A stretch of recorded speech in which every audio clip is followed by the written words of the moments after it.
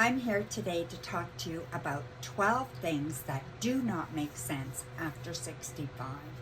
So let's just think about how our life changes, how we change as we age, and what becomes our priorities, right? So please stick around and listen to all 12. Number one is holding on to regrets, okay? So I think that holding on to regrets is like, I don't know, it's like what ifs. Like, what if something different happened?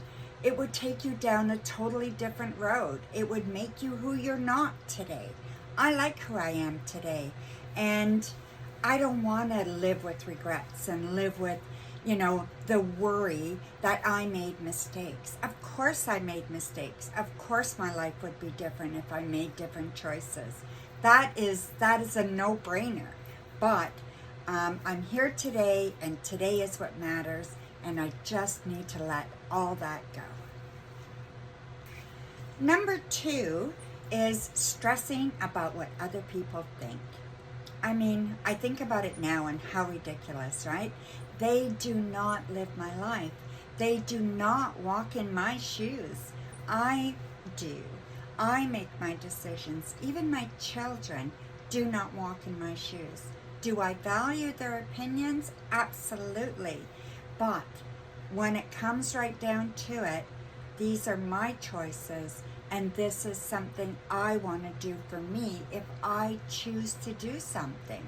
If I choose to dress a certain way, look a certain way, whatever it may be, these are my choices. And letting go of what other people think is so freeing. It just gives you freedom that I didn't even know existed. Number three is the desire to accumulate more stuff. I am literally trying to get rid of stuff. No one's going to want my stuff. My children won't want it. My grandchildren won't want it. Nobody's going to want it. So I just can't hang on to it anymore. The more I get rid of, the lighter I feel, the better I feel. So I just keep decluttering. And I think it's a great idea. So hanging on to that, I need stuff. Often I think that comes from insecurity. It comes from trying to keep up with the Joneses. I don't need to do that anymore. I don't even know any Joneses. Number four is ignoring my health. So I was very, very guilty of that. I ignored my health for 5 years really, really badly, and I paid for that. I ended up having a gastric bypass because I needed to lose the weight. I was so unhealthy and so sick. Anyway, I've lost weight and I feel so much better. Never am I going there again. I am looking after myself. I want to live an awful long time, and the only way I can do that is by being healthy and being active. So that's what I plan on doing. Number five is living up to the beauty standards. All the advertisings you see, all the, whatever it is, the celebrities, all that stuff, right? You know what? It doesn't matter. I am who I am. This is what I look like at 65. When I'm 75, that's what it is that I will look like. All these wrinkles are earned, right? All these, gray hairs. I know it's hard to see, but I'm pretty salt and pepper. And I know it's just a matter of time before it all turns gray, right? And I've earned all that. So no, I'm not going to worry about the beauty standards. I want to be healthy. Let's look at healthy standards. That's what I need to be in order to live a prosperous, wonderful retirement years, right? Beauty? No, not interested. Number six, living in a big home, not downsizing. I think it's time at our age to start thinking about that. Depending on your health, who's at home with you, how much money you have so that you can hire people to do the maintenance. There are lots of factors to that. But worrying about having to stay in a big house, no. You want to downsize, downsize. If you're going to a one-bedroom place and you don't have a spare bedroom for family or whatever that want to visit, you have a couch. Get a pull-out couch. You know what I mean? It doesn't matter. Be happy. Live somewhere that fills you up, that you can maintain, that you feel good about, that you feel that fits you. So if you need that 2-bedroom, that's wonderful. I would love to have a 2-bedroom, but I live in a 1-bedroom and I'm okay. So keeping all this stuff that we don't need, this big house and all the stuff around it, no more. I don't need that. Number 7 is staying in toxic relationships, okay? So you tend to learn very quickly at our age that we don't need this anymore to be happy. If it's not serving us, if it's not good for us, why are we doing it? I don't care who they are anymore. If they are treating me poorly, if it's not working, I need to end it. I need to walk away. Keeps arm's length away at least. You know what I mean? And if I can, walk away completely. So I just feel toxic relationships are no longer a part of my life, and I intend to keep it that way. Filling up every minute of your day. That is number 8. I don't want to do that anymore. I used to have everything full.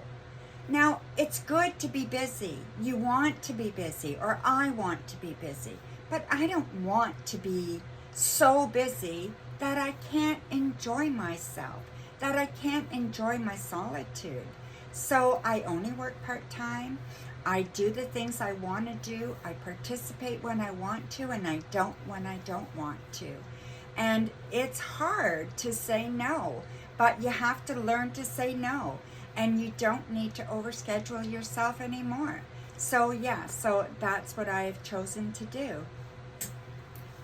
Number 9 is kind of a funny one.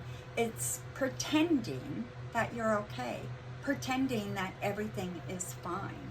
Whenever anybody asked me before, everything was always fine. I was okay. I didn't need anything. I was just fine. Well, now I'm talking my truth. Now I'm saying when I'm not okay. Now I'll tell my kids, I'm a little lonely. I'd like to see you guys. These types of things. I would have never done that before, but I do it now. And I think it's good. And I think that they need to know. And I think that, when I call a friend and say, hey, you got some time to spare? I really need to talk.